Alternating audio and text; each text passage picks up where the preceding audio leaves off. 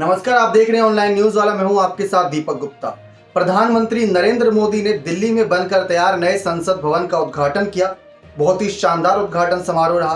कई सारे विपक्षी दल शामिल हुए तो कई बड़े विपक्षी दलों ने इसका बहिष्कार किया।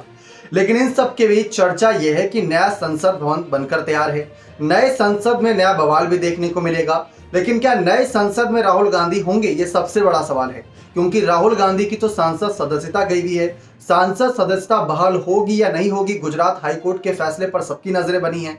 लेकिन आपको बता दें कि एक तरफ राहुल गांधी की सांसद कुर्सी गई, सरकारी आवास उन्हें खाली करना पड़ा।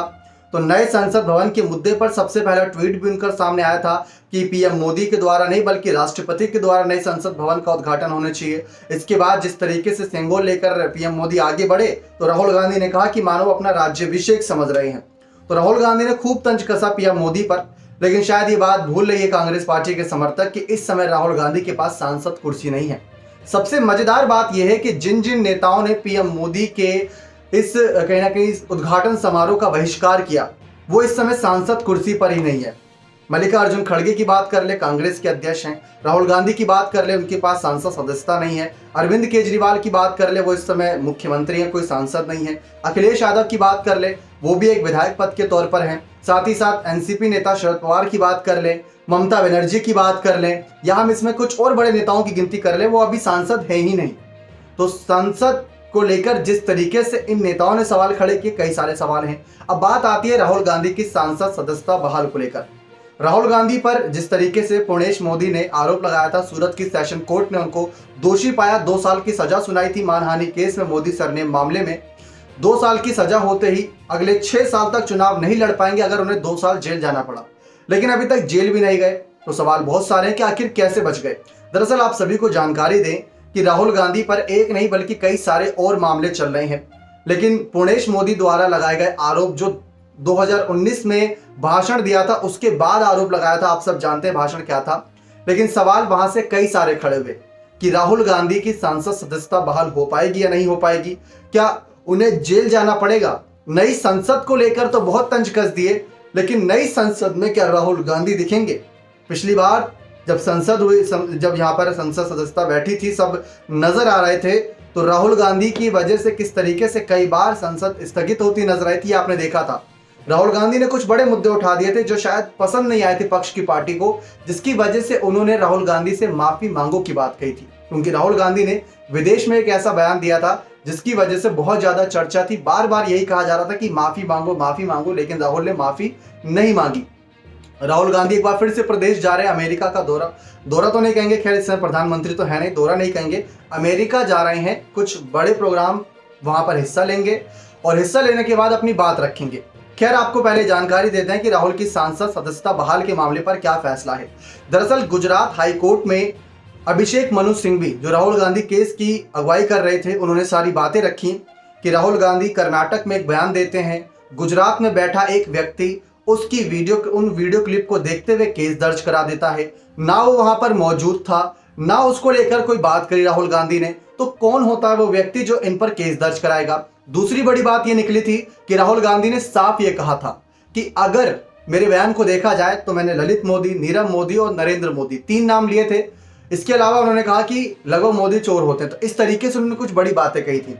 लेकिन उन्होंने ये बात साफ करने की कोशिश करी कि मेरा निशाना बाकी मोदी समाज नहीं था।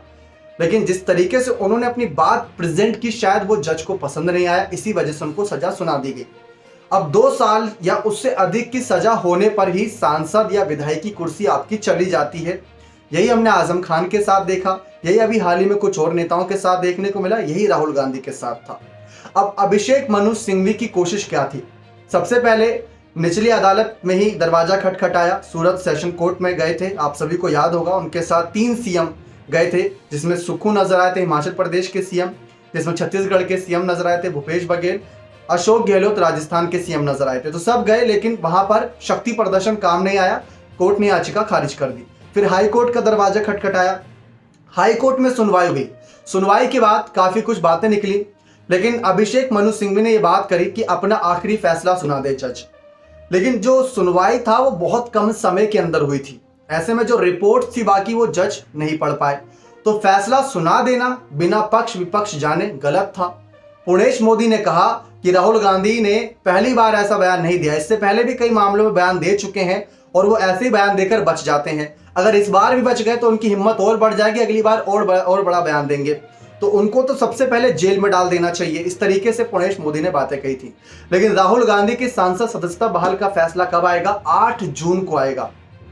मई का महीना अंत होने की तरफ है, 8 जून को खबरें हैं कि फैसला आ सकता है। तो नई संसद में राहुल गांधी जा पाएंगे या नहीं, ये 8 जून को तय होगा, ऐसी खबरों का तरफ इशारा है। दरअसल आपको बता दें कि 2 मई को आखिरी सुनवाई हुई थी। सुनवाई के बाद अभिषेक मनु सिंघवी ने कहा कि फैसला सुना दे, लेकिन फैसला सुरक्षित रखा गया। फिर इसके बाद तमाम जो जानकारियां थी वो चर्चाओं का विषय इस वजह से बनी क्योंकि फिर यहां पर खबरें थी कि जो समर वेकेशन होता है, गर्मियों की छुट्टी, जजों की भी होती है, कोर्ट की भी होती है, सरकारी जो बड़े दफ्तर होते हैं वहां पर लगभग ऐसा माहौल बनता है। तो गर्मियों की छुट्टी 3 जून तक बताई गई। उसके बाद जब कोर्ट दोबारा चालू होगी, हाई कोर्ट में बड़े फैसले सुनाए जाएंगे, तो पहले कुछ जरूरी केसेस रहेंगे जो पेंडिंग रहेंगे वो सुनाए जाएंगे, इसके बाद इस मामले पर आएंगे। तो ये सारी बातें निकलकर सामने आई कि राहुल गांधी की सांसद सदस्यता बहाल होगी या नहीं, ये गर्मियों की छुट्टी के बाद पता चलेगा। ये फैसला लिया जाएगा, लेकिन राहुल गांधी के सामने चुनौती बहुत रहेंगी क्योंकि अभी तक देखा जाए सूरत की सेशन कोर्ट और तमाम कोर्ट ने बात साफ कर दी कि राहुल गांधी दोषी थे इस मामले पर। उन्होंने माफी नहीं मांगी, माफी मांग रहे तो शायद बच जाते, लेकिन राहुल गांधी ने माफी मांगना सही नहीं समझा क्योंकि उनका मान सम्मान घट जाता। अब इसके बाद आपको और बताएं, बिहार में सुशील मोदी जो डिप्टी सीएम रहे, उन्होंने भी राहुल के खिलाफ केस दर्ज कराया था। मोदी तो वो भी हैं। दूसरी तरफ झारखंड में भी कुछ ऐसे मामला चल रहा है, रांची हाईकोर्ट में भी लगातार फैसले आ रहे हैं। अमित शाह को लेकर भी कुछ बड़ी बातें कही थी, वहां पर भी केस अलग चल रहा है। तो 3 से 4 और बड़े केसेस हैं जहां पर राहुल गांधी को पेश होना पड़ेगा आने वाले वक्त में। अगर यहां गुजरात हाईकोर्ट का फैसला समर्थन में आता है तो उन केसेस से बचने के लिए काफी कुछ मेहनत मशक्कत करनी पड़ेगी। तो नई संसद बनकर तैयार, पीएम मोदी पर निशाना साध रहे राहुल गांधी, लेकिन क्या नई संसद के अंदर बैठकर निशाना साध पाएंगे आने वाले समय में, सबसे बड़ा सवाल है। और सवाल इसलिए भी इंपॉर्टेंट है क्योंकि राहुल गांधी की लोकप्रियता लगातार बढ़ रही है, लेकिन अगर सांसद का चुनाव ही नहीं लड़ पाए, पिछली बार वायनाड सीट से लड़े, अमेठी सीट से लड़े, अमेठी हार गए, वायनाड से जीत गए, लाखों वोटों से जीते थे। और इसका ही एक उदाहरण भी दिया कि अगर वायनाड सीट से राहुल गांधी हटे हैं तो वायनाड की जनता का नुकसान हो रहा है। अभिषेक मनु सिंघवी का ये एक बयान था। अब देखा जाए तो अभिषेक मनु सिंघवी की कोशिश भी यही है कि इस मामले पर कम सजा सुनाई जाए, क्योंकि अगर 3 महीने, 6 महीने या 1 साल की सजा सुनाई जाती है तो कम से कम जेल जाना नहीं पड़ेगा। जेल नहीं जाएंगे तो आने वाले 6 साल तक चुनाव ना लड़ने की बात थी वो टल जाएगी।